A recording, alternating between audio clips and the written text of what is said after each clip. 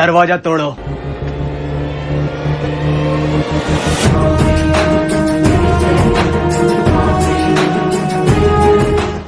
अरे मैया री।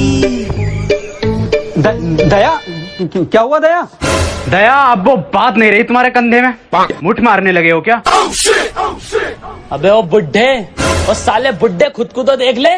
अबे तुझसे तो घर की डोरबेल तक न दबती। अभिजीत, समझा ले इसे। मैं समझाता हूँ सर, आप रुकिए। दया, बहुत गलत कह रहे हो कि सर से डोरबेल नहीं दबती।